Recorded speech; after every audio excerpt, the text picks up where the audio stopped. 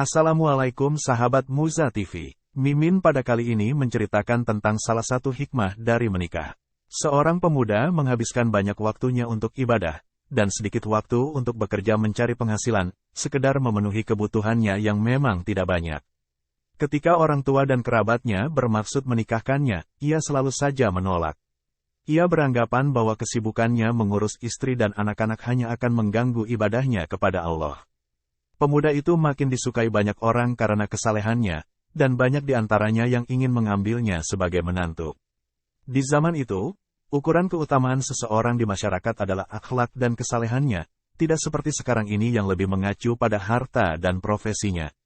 Karena itu, walau pekerjaannya hanya, sekedarnya, yang mungkin bisa mencukupi kebutuhan suatu keluarga, banyak sekali orang yang ingin melamar pemuda itu untuk dinikahkan dengan putrinya.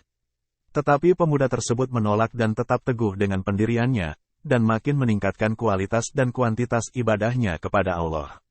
Suatu hari ketika bangun dari tidurnya, tiba-tiba saja pemuda itu berkata, "Nikahkanlah aku, nikahkanlah aku."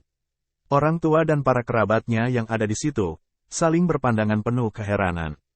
Salah seorang dari mereka berkata, "Mengapa tiba-tiba engkau minta menikah, padahal selama ini engkau selalu menolaknya walau banyak yang menginginkan dirimu?"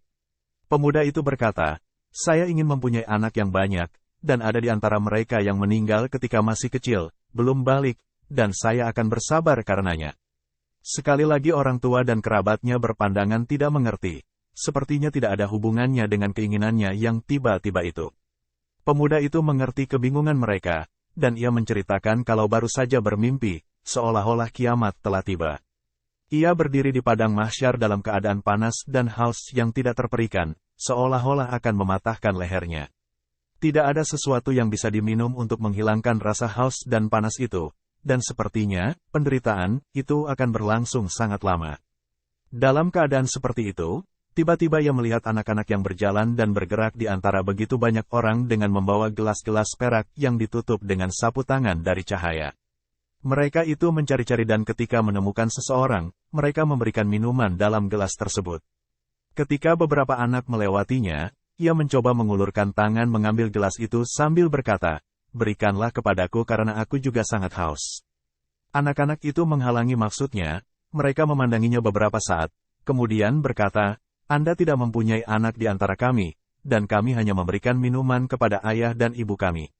Pemuda itu berkata, "Siapakah kalian ini?"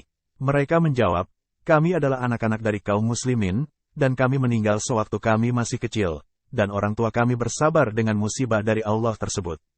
Pemuda itu berkata kepada orang tua dan kerabat yang mengitarinya, "Saat itu aku sangat menyesal dan menangisi nasibku karena tidak mau menikah. Mungkin itu hukumanku karena tidak mengikuti sunnah Rasulullah. Tetapi tiba-tiba aku terbangun dan semua peristiwa itu ternyata hanya dalam mimpi, walau sepertinya sangat jelas dan terasa nyata.